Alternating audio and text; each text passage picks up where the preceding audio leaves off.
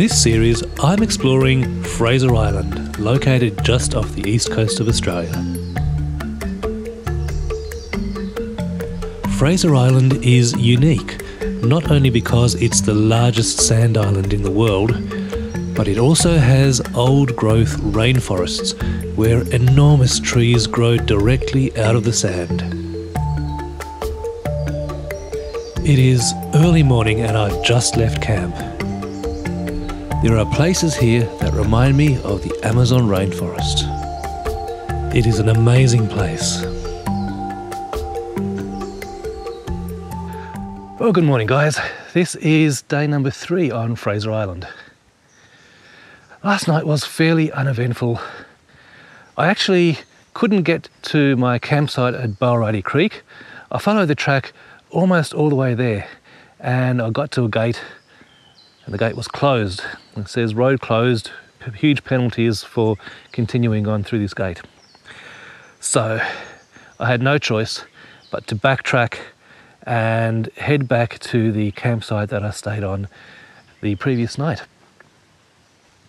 So when I finally got to that campsite, it was right on sunset and it has been cloudy all day, so it was just dark by the time I got there. There were already a bunch of campers on the beach and in the campsite as well, so I couldn't really find a nice spot to camp. So I just pulled in beside one of the campers and made myself some dinner, uploaded the footage to the laptop from all the cameras, and then crawled into bed and reviewed the footage and fell asleep. So rather uneventful. The night was really good. No moisture at all inside the tent. It was actually quite warm, so I left the windows of the tent half unzipped and it was a perfect evening. Woke up this morning and now I've had breakfast and now I'm heading off, slowly making my way back to Central Station, which is the part of the island that contains rainforests, much like this area here. Now the weather forecast says that there will be rain from about 2 or 3 o'clock this afternoon and getting heavier and heavier until past midnight, with thunderstorms expected. So I don't like the idea of driving along a beach in thunderstorms and camping way up at the very northernmost tip of the island, because that was a plan for today. I was going to camp at Sandy Point, which is the very northernmost tip of the island. Unfortunately, there's a lot of sand beach driving to do to get there, and with heavy rain and thunderstorms, especially high tide as well thrown into the mix, I really don't like the idea of driving along the beach in that kind of weather. And I don't like the idea of getting bogged and trying to dig myself out of the sand in raging thunderstorms. So change of plan. I'm going to try and stick to the inland tracks as much as possible and head back to the central part of the island, where I'm hoping to camp in a rainforest area much like this tonight. With rain forecast for the rest of the week, we may not be able to get to see much more of Fraser Island on this trip, but it's been a really, really wonderful trip. We've seen lots of amazing things, and if you ever get the chance to come to Fraser, come on down. It is absolutely a magical place.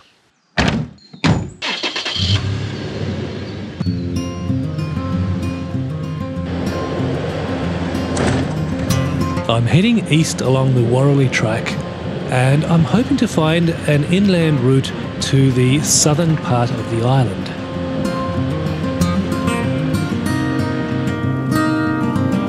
So it's now 9:45 in the morning, 17 degrees, just nicely rolling along at 20 k's an hour in this beautiful, tranquil rainforest. Oh my God, what a monster of a tree. Wow. I wonder how old this guy is. This is enormous. This is a brushbox pine tree.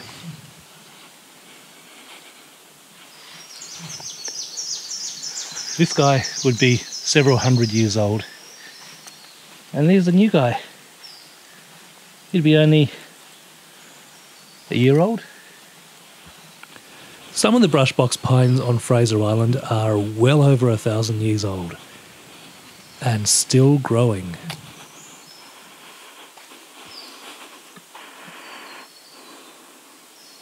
To give you some perspective, this tree trunk is as wide as my car is long. I could park in front of this tree and it would be as thick as the length of my car. Technically, this rainforest should not even exist. The trees are growing directly out of the sand, and compared to soil, sand has 0 nutrients. Apparently, the sand is very rich in a certain microbe which helps the trees flourish.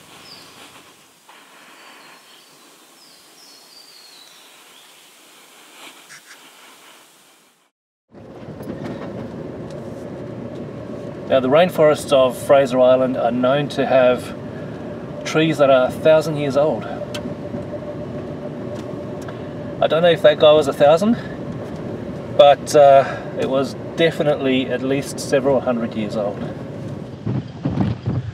We are now passing through the centre of the island, still heading east. On either side of the track, we can occasionally see the remnants of bygone logging activities. Logging ceased on the island in 1984.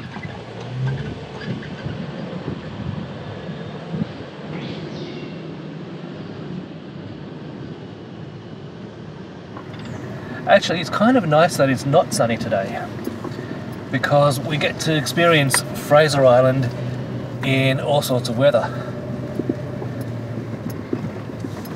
And speaking of weather, we're expecting rain and thunderstorms later on today, so that will certainly be very interesting.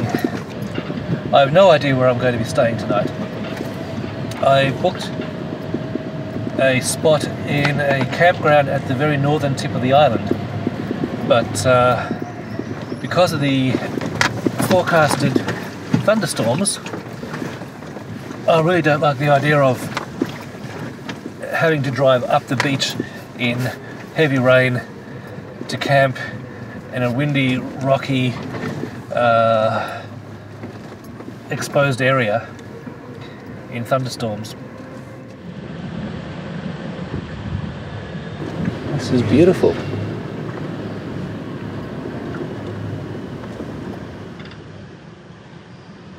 Oh, so this is the forest floor. You can see that it's mostly sand.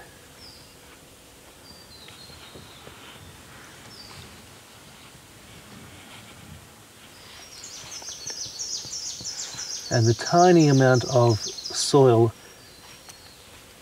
is because of the decaying vegetation.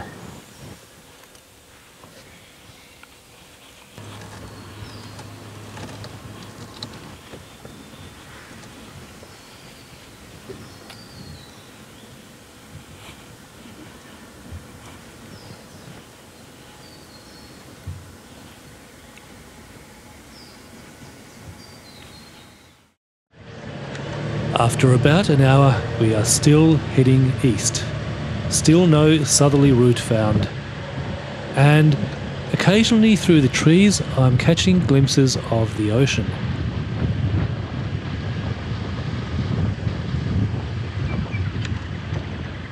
But there is always something to see on Fraser Island. I found what appears to be sand dunes.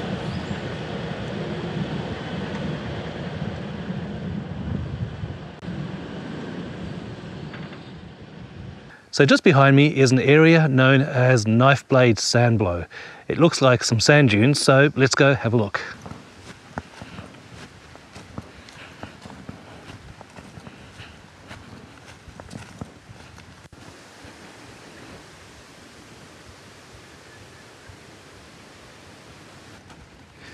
So the walking track that leads down to the Sandblow is 500 meters long, which is not too bad. And there's some very interesting vegetation to see along the way.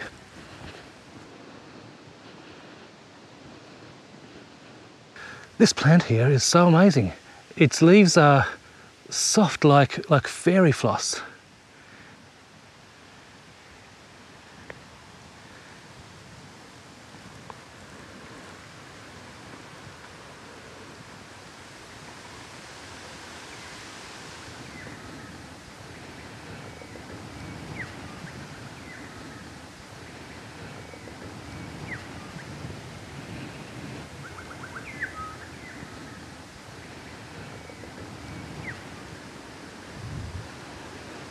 After a few minutes walk, we eventually arrive at the Sandblow.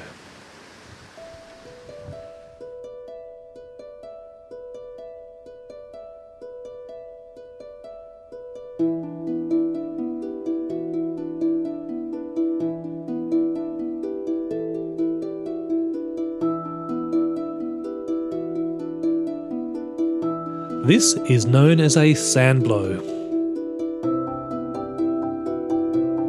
To make a Sandblow, you start with a valley. The wind then blows sand from the beach and covers up the trees in the valley over a great period of time.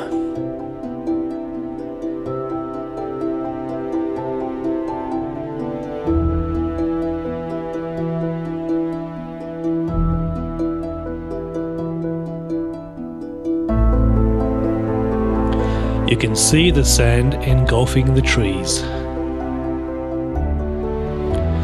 These dunes are always on the move, swallowing up new trees as each day passes.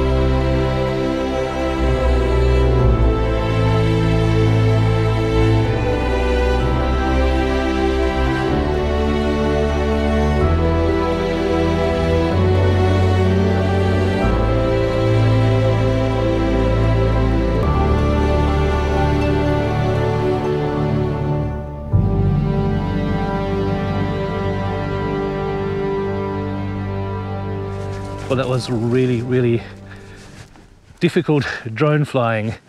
It's very strong winds today, and I was actually quite worried that I was going to lose the drone, because the place where I took off from, the only place that was where I could take off from was the viewing platform, but there was a lot of trees covering the top of it. So I had to fly up a little bit and then guide my way out amongst the branches until I could go higher and then head out over the sand. However, coming back is a completely different story. So that was very difficult, and no sooner than had the drone landed, about 30 seconds later I could feel raindrops. And in fact, it's starting to rain right now. So luckily I got the drone back. Drones don't like rain, and neither do I, so I'm heading back to the car. Okay, so I've made it to the eastern side of the island after all. I wasn't intending to actually make it as far as the beach, but here I am. Now, it's high tide and there's a storm approaching and the sea is looking pretty angry. And I really wanted to avoid driving along the beach in these conditions because I know that conditions will deteriorate as soon as it starts to rain. It won't be low tide until 3 o'clock. It's now 11:20. I now need to air up and try and make my way along the beach. Many people don't reinflate their tyres after coming off the soft sand tracks, simply because it's too much of a hassle. But it only takes a few minutes, and it is far safer driving along the firm sand with inflated tyres. The correct tyre pressure depends on the firmness of the sand. In this case, very firm sand, speed limit of 80 kilometers per hour, increased tyre pressure. I'm going to try and make my way down the beach after all. So I've just let the air pressures in the tyres up, and I'm going to turn my headlights on so people can see me, and I'm going to try my luck. Now I have seen the odd vehicle drive up and down the beach, so that gives me hope that certain sections of the beach are passable. Let's hit the road. Beach. Let's hit the beach.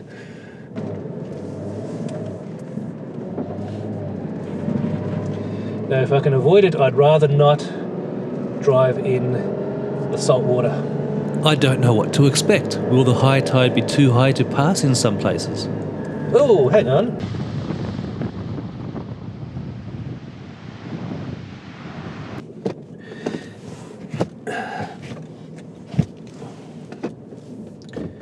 Okay, here we go. I was in four-wheel drive low, which is not good. I can't drive 80 k's an hour in four-wheel drive low, so I just set it back to four-wheel drive high. Here we go. 2 days later, on this very section of beach, in similar conditions, a four-wheel drive carrying 4 passengers overturned, resulting in 1 death and serious injuries to the other occupants.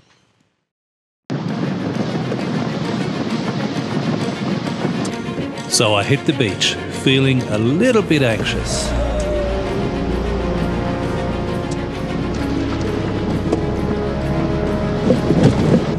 There we go.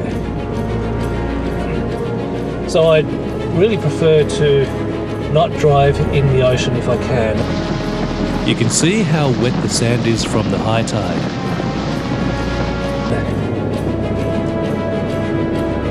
I'm going to try and avoid the wettest parts of the sand. It is important to not make sudden moves. If you need to turn, slow down slowly before turning. And I'm constantly looking for the best bits to drive on. But unfortunately, the only firm part of the sand is right next to the water. Like right next to the water.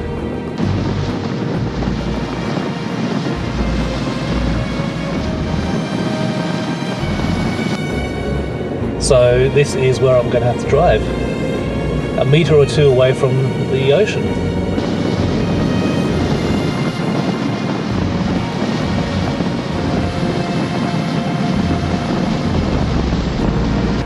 If I drive 1 metre to the right, the sand is too soft and too wet. If I drive a metre or two to the left, I'm in the ocean. So I really need to be very careful with where I drive. There are sections of the beach where it is wider, there's a wider space to drive on, but yeah, I was hoping to avoid this.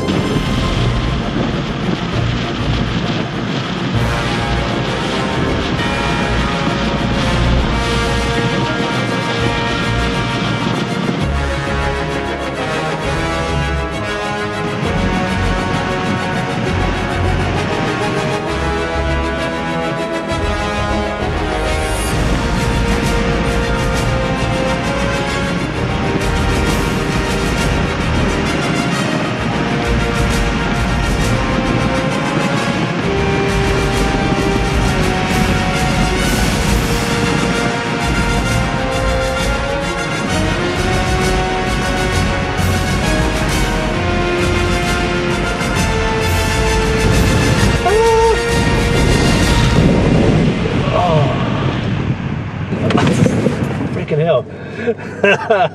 Well, this poor car has taken quite a beating on this trip. It's been in salt water, it's been bruised and battered and scraped by branches. I'm going to have to give it a very, very thorough wash when I get home.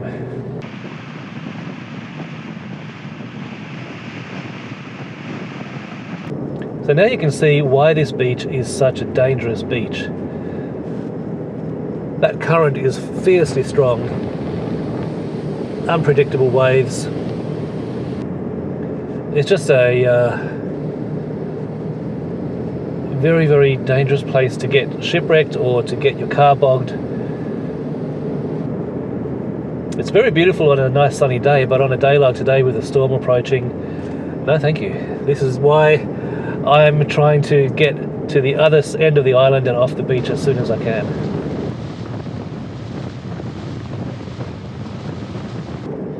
Wow, so up ahead, these people are fishing. It was exactly 2 weeks ago that there was a fisherman doing exactly what these people are doing in front of me. Fishing in high tide, dangerous swells, and unfortunately the fisherman lost his life.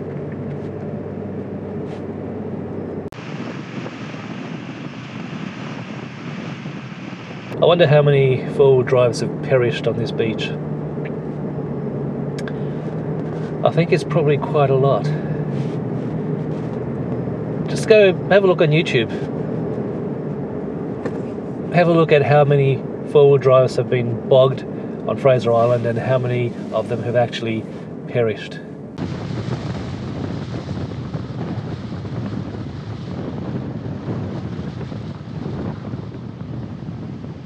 Now this is Eli Creek. Eli Creek is a permanent freshwater creek. Its current depth appears to be about 3/4 of the way up my tyre. Supposedly it's only safe to get through this 2 hours either side of high tide, but I'm going to have to give it a shot because I need to get through.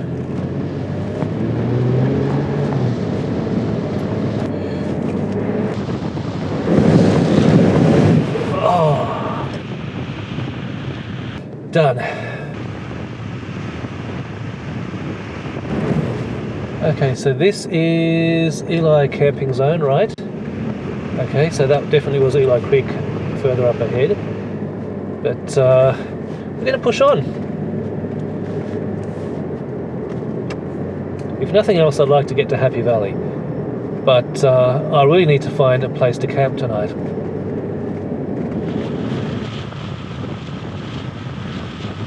There's a lot of water on the beach.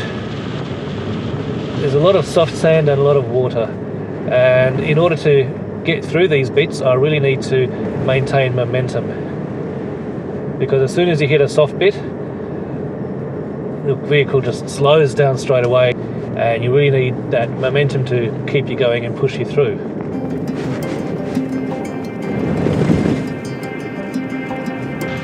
I'm searching for a way off the beach. The sooner I can get off the beach before the storm hits, the better. This is Happy Valley. This morning as I was packing up camp, a fellow camper mentioned that there's a really great pub at Happy Valley. I think that's a good a reason to get off the beach as any, don't you?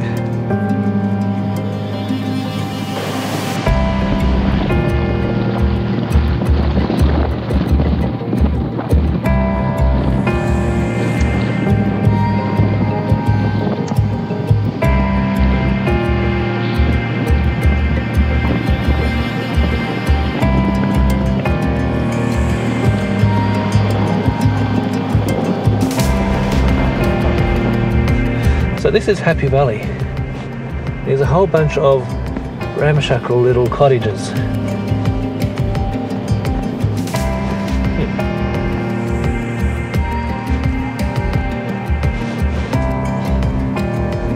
Well, that looks like quite a decent pub up ahead. I might go and try it out. And it was a decent pub. And I also discovered that there are no inland camping areas around here. So with little choice, I ended up taking a cabin for the night.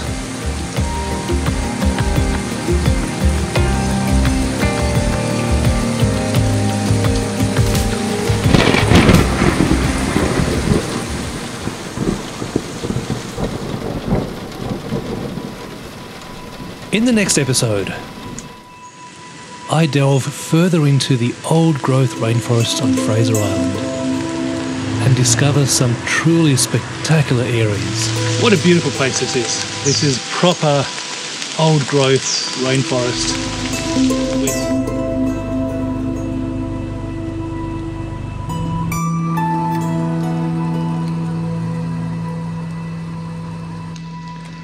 After the heavy rain last night, we get to experience Fraser Island in a completely different way.